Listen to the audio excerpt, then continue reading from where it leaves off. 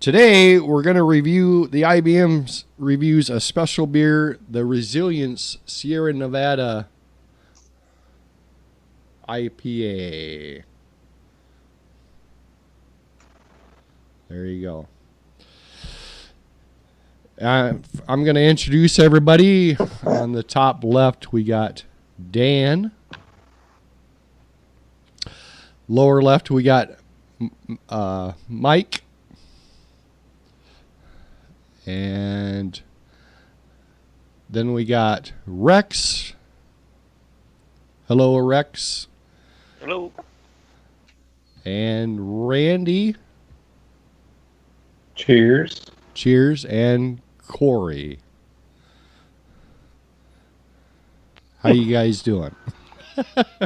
All right. All right. Ready to drink some beer. Okay, the Resilience Butte County Proud IPA by Sierra Nevada came about by the wildfires out in California. It burned 153,000 acres of land. It killed at least 85 people and destroyed more than 13,000 homes. So it was a pretty big tragic event. And Sierra Nevada is right close to where it all started. And from the time that the fires went out, they announced that they were going to brew this beer. And brewing this beer, they're going to donate 100% of the proceeds to the Campfire Relief Fund, which is pretty cool. And they asked every brewery in the United States to brew the beer with them. So over 1,400 breweries signed up to brew this beer and donate every penny to the relief fund, which is pretty cool. It's awesome. Yep, it is. So, Corey, tell us about this beer. All right. So the beer rings in at 6.8% ABV. Naturally used an ale yeast. Bittering hops were Chinook and Centennial. Finishing hops were Cascade and Centennial. And the malts were two-row pale and caramel malts, which I believe was 60 Levabon. Is that right, Brett? Yeah. Yep. So that's what we got on the specs on the beer. So you guys ready then? Should we? Yep. Gentlemen, crack your beers. Crack it. Start your beers. Now, I did not mention that Rex, he's from Canada. So he could not get the beer, so But I made a homebrew. he made a homebrew. Yep. So he's got his poured up already. And Brett has made one too. Yep, that's I right. brewed it too. It was We all have Sierra Nevada glasses. I think most of us do, at least. Not a Canadian. not me. Not me. But mine's pretty close to the same color. I'd like to thank Corey Halligan for providing me with this glass. See, now look at that. Mine looks lighter than all of your guys's. And It does a Magic's little does bit, yep. too. That's just camera stuff. It's just though. camera and lighting, yeah. Yeah. It's the same beer, so Yeah. nice glass. Yeah. I love You can see So the heads. All our heads pretty much the same, except Well, mine Right. was. yeah. So I mean, the actual beer, it's a copperish, dark copper colored, Yeah.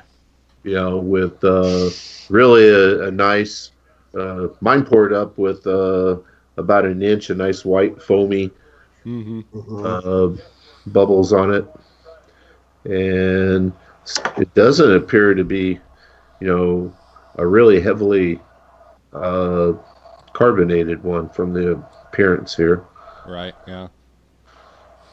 And the head on mine is very meringue-y, just very Yeah, thick. yours really looks a lot darker Yeah. than everybody else, but yours It does, that's yeah. just camera. That's just a camera, though. Yeah, I'm in a dark room, Yeah, so yeah. So shall we all do the nose here? Let's. Yep, let's get a nose on it.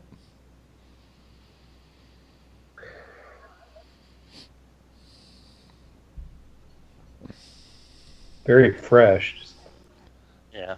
Yeah, the hops are like really prominent in the nose. Yeah, it doesn't have to me. Or do you want to start, Brett? No, go ahead. We'll all give our Okay. thoughts about the beer first, and then we'll judge it or rate it. Well, to me, it doesn't have like a huge overbearing nose, but you definitely get the citrusy off the hops, Yeah. and really I get a kind of a cereal grainy smell, caramel sweetness, and that's about what I get on the nose. What about you guys? Yeah, I'm same lines here with my homebrew. Yep. Yeah, it's not overbearing on the nose. Just It's very pleasant. yeah. Yeah. Yep. It's one is. to make me drink it. Kind of a light hop. Well, should we take a little test? Are we ready? Okay, yep. Go in. Let's All right. do it. All right. Cheers. Let's Cheers. let our Going heads- in. Going in.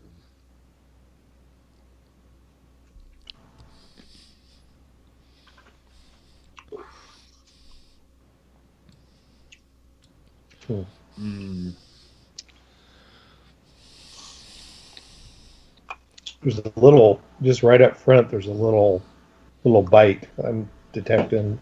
Mm-hmm. That's Little fine. bitterness, yep. Yeah. Yeah. So the thing that hits me right away is the hops, and the Chinook definitely comes through.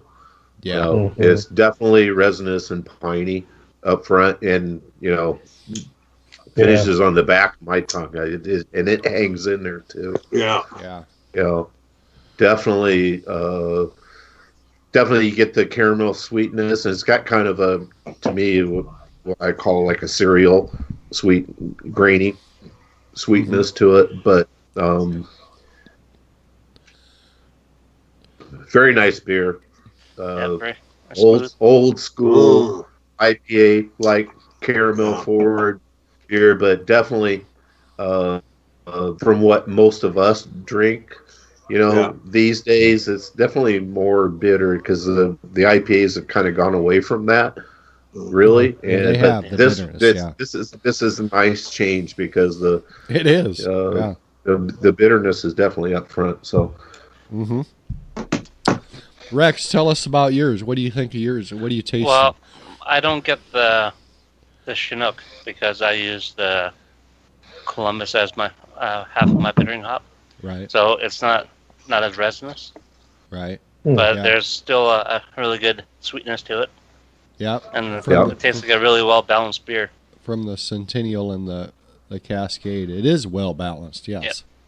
A lot of lacing. And the yeast I use is Bry 97, so that Okay. would change what I'm getting out of it too. Yep. so Nice. what is that? Is that a West Coast variant?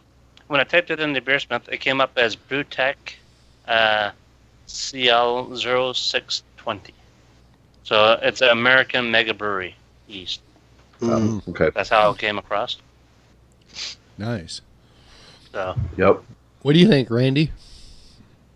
No, I like I said, Corey mentioned the up front. There's a little bite to it. The bitterness. It's kind of unusual for IPAs I've had recently. My head. I still got a good amount of head left lacing.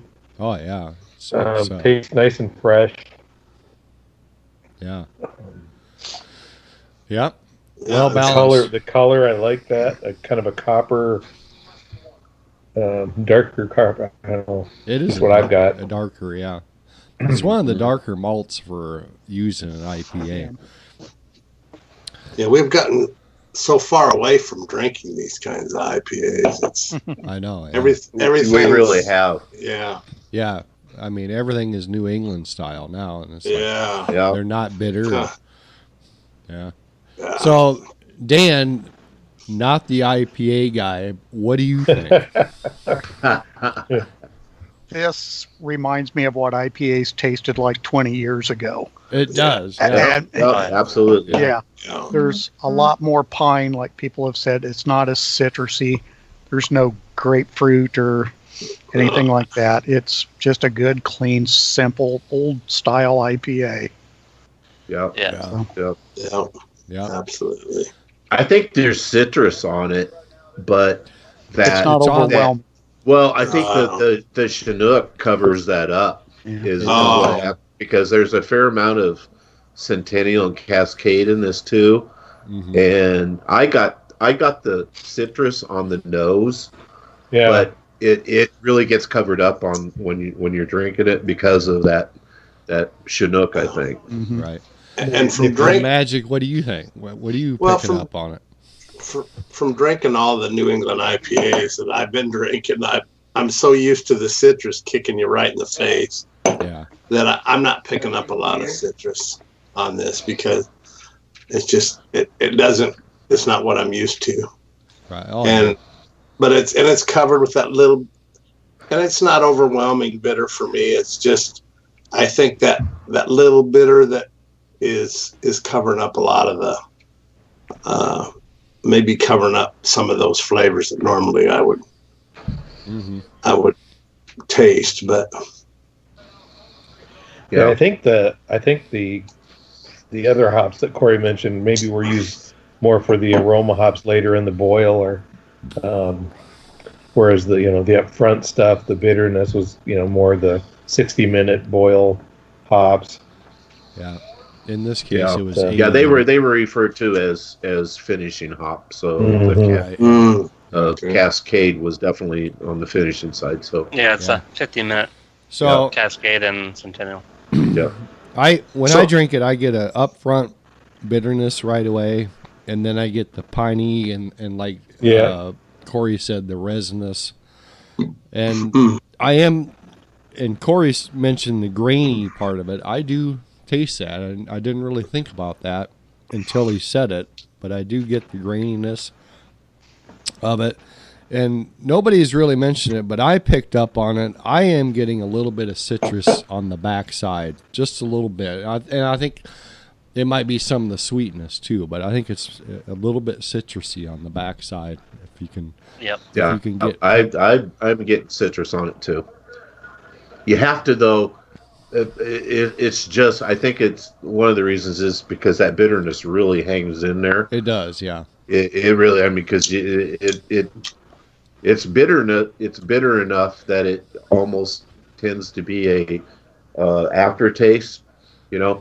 But I get the citrus on the backside as well. Yeah. Yeah, I'm not drinking it right now. Just kind of processing. Breathing across my palate, I'm picking up more of the bitter as it hangs on. It's But I wouldn't. That citrus, it's like Dan said. I wouldn't say the citrus though is like huge grapefruit. It's just like citrus and orange and not that the kind of thing. Exactly. Yeah. So, what do you think? Are we ready to rate it, or? Yeah, let's go ahead. You go ahead. Okay, I'll go ahead. I really like the beer. It's just a classic old school IPA.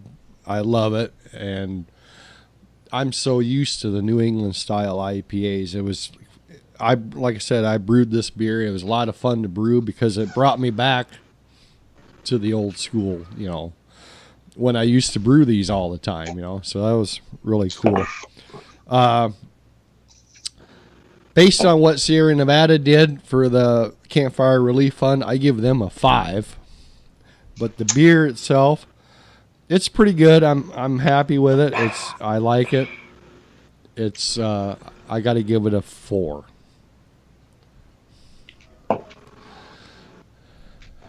What do you think, Dan? I actually had this beer brewed by Confluence at their tap room in Des Moines. Oh, yeah. And which, granted, that was on tap, fresh, right then and there.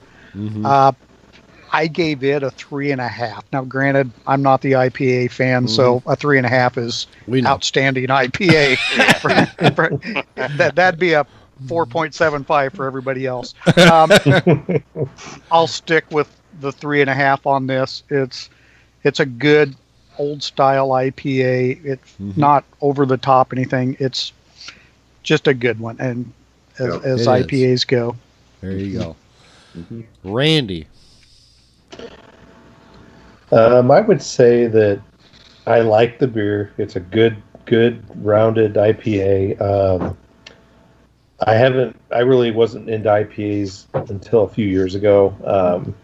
But I would say this beer, I'd give it about a 3.75 to 4, somewhere in there.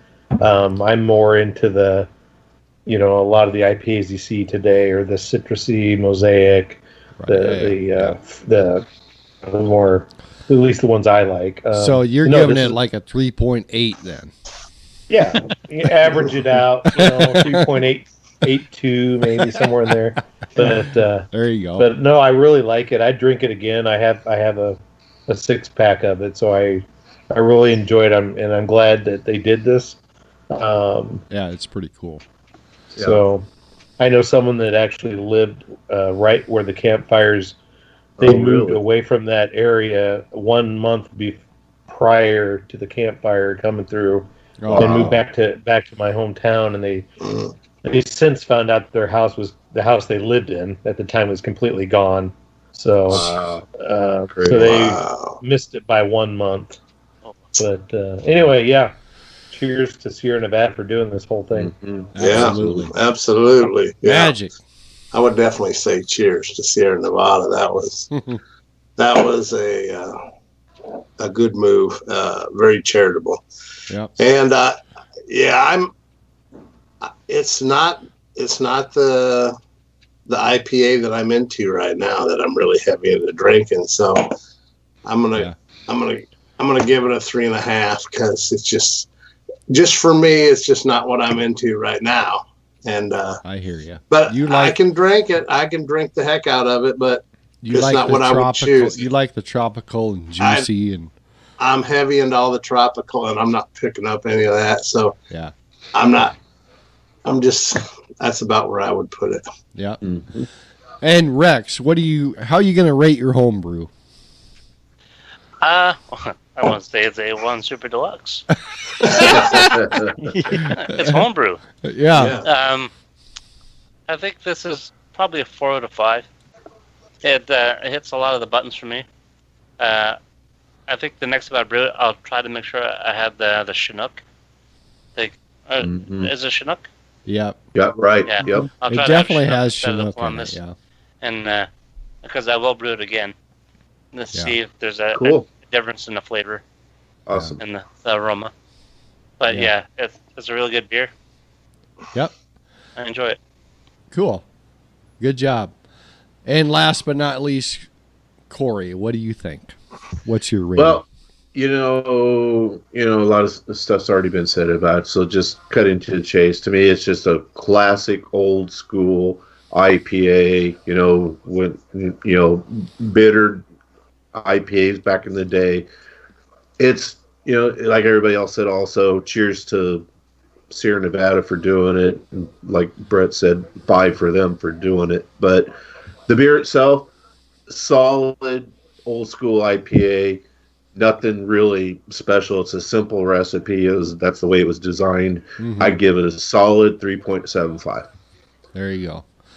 They made it a simple recipe, so everyone the ingredients were easy to get for all the brewers. So they made it really simple. Just brew it up, and all the proceeds go to the wildfire relief fund. So that's pretty cool. Awesome. Yep. Yeah. So I would recommend, if you can find it. This one was kind of hard to find. If you can find it, pick it up. So hopefully they will retire this recipe and never have to brew it again. Yeah. No kidding there. That's for sure. Yeah. Exactly. Yeah. Due to the circumstances, not because of the beer. Absolutely. Yeah. So. Well, we're all pretty much drinking this really refreshed. I mean, the beer has only been out for like 10 days. We're all drinking this pretty fresh, and most of the the local breweries that have brewed this. Like Dan had Confluence. I know Cross Drain did it, and so many breweries have done it. Yeah. And theirs were all pretty much ready before actually Sierra Nevadas were. So yeah. Yep. Okay, I think we're gonna wrap this up. All right. Definitely. Yep. It was a good one. So. Yep. It Cheers, was. fellas. Cheers, Absolutely. everybody. Cheers, guys. Cheers. Cheers from the IBM and Rex. All right.